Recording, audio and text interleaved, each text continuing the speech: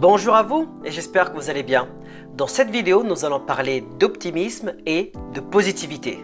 Suite à ma dernière vidéo, je me suis rendu compte qu'il est bien facile de baisser les bras ou de se mettre des barrières.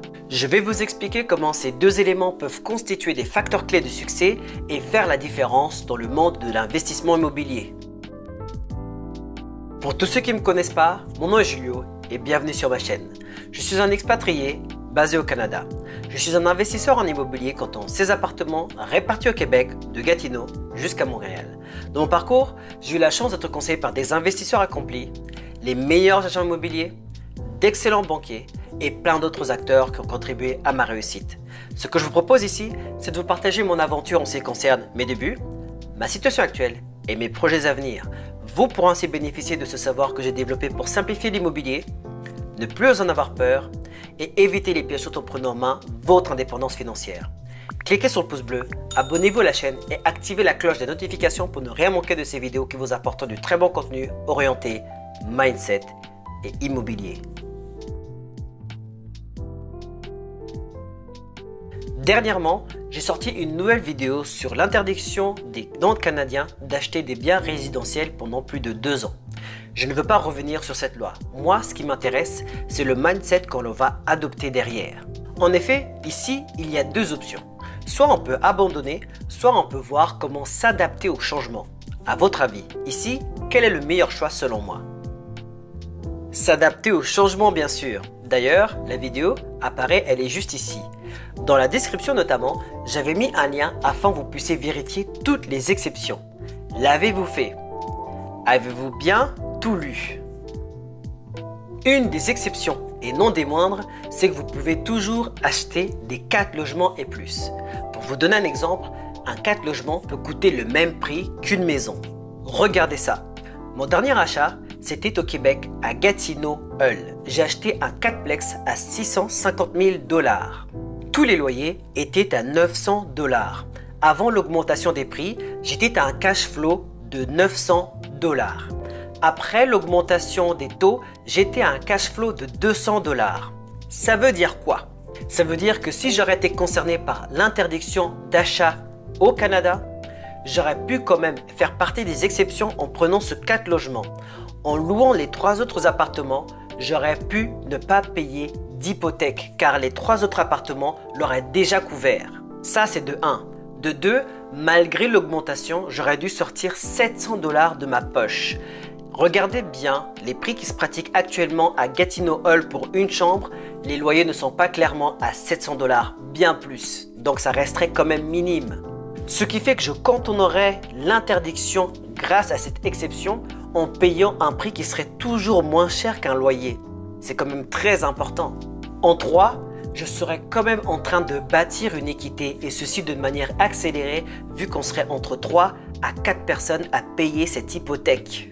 Attention, je ne dis pas que tout le monde a les fonds pour acheter un 4plex, mais ça reste un très bon exemple pour vous montrer qu'on peut transformer une menace en une opportunité. Maintenant, pourquoi être pessimiste ou négatif vous bloque?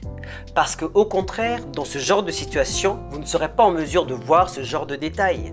Que se passe-t-il en général? Non mais c'est fini, j'abandonne. Quoi? Mais avec ça, je peux plus rien faire.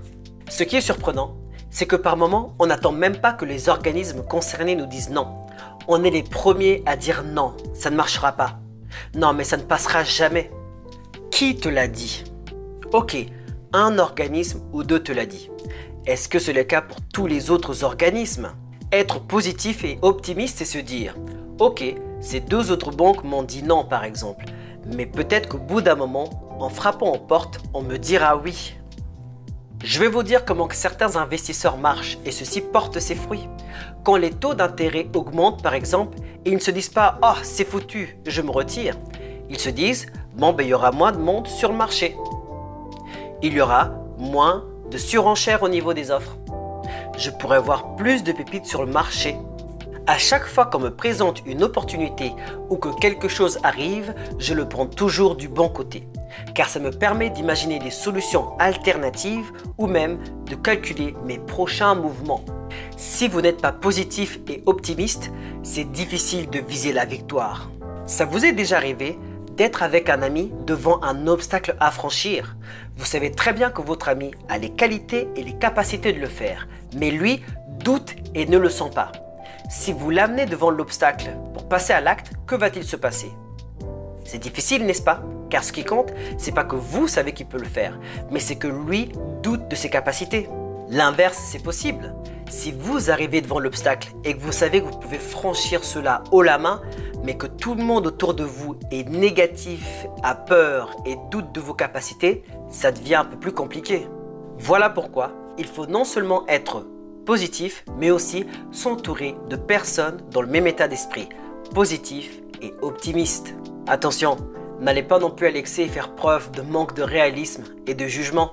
Dans la vie, comme dans l'investissement immobilier, si vous attendez que toutes les situations soient favorables et idéales avec tous les facteurs réunis pour que vous puissiez y aller, vous risquez d'attendre bien longtemps. Ça serait trop facile sinon, et je pense que ça se saurait. Vous savez, les opportunités que vous attendez ne se présenteront pas toujours comme vous le voulez. C'est à nous de les reconnaître et d'aller les chercher. Ouvrez les yeux.